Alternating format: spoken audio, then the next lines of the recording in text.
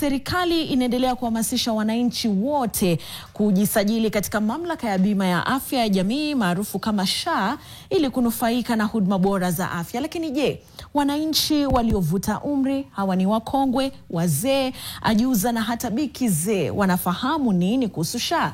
Mwanahabari wetu Tobias Meso alitembelea wagonjwa katika eneo la Omurua Dikir na kuuliza kama wanajua lolote kuhusu mpango huu wa SHA. Katika eneo hili la Omurua Dikir katika kaunti ya Narok, wakazi wa eneo hilo wameweza kukusanyika hapa ili kuweza kupata matibabu ya bure. Lakini je, wanaelewa kuhusiana na SHA? Na ikiwa wanaelewa kuhusiana na SHA, je, imewasaidia kivipi? Ungana nami ili kuweza kusikia maoni yao. Sasa SHA nimetumia, nimelipia, nimepeleka watoto safarini, lakini SHA tutaombia pesa. SHA ilikuwa natumia. Sasa nimesema asante kwa maana kwa SHA. Sasa mnawaambia kila mtu akata hii SHA kwa maana anapeleka sisi mzuri. So hii SHA tunaangalia hii mambo ya SHA achatumiwa. Sababu nilienda hospitali mimi mwenyewe. SHA nikaenda kuangalia mambo ya SHA, akaniambia achatumiwa, hawezi tumia.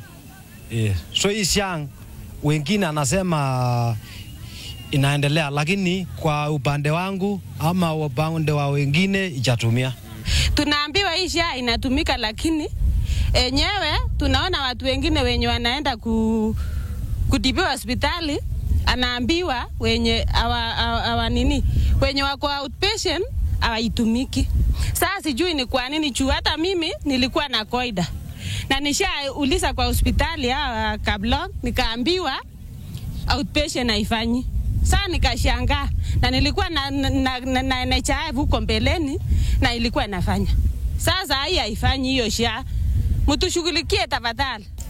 Hii SHA vile tumesikia serikali ikitangaza kuwa inatakiwa kila mtu aandikishe kwa chama cha SHA, ambao hapo sasa itakuwa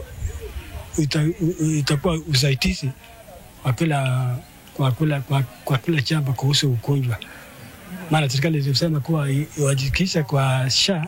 Mimi nakata SHA. Na SHA nasaidia mimi. Anatoa mtoto kwa hospitalini, anasaidia mimi. Hayo ndio baadhi ya kauli kutoka kwa wakazi hawa wa Omurua Dikir kuhusiana na SHA katika kambi hii ya matibabu ya bure. Nikirudisha kwako studio, mimi ni Toby Meso.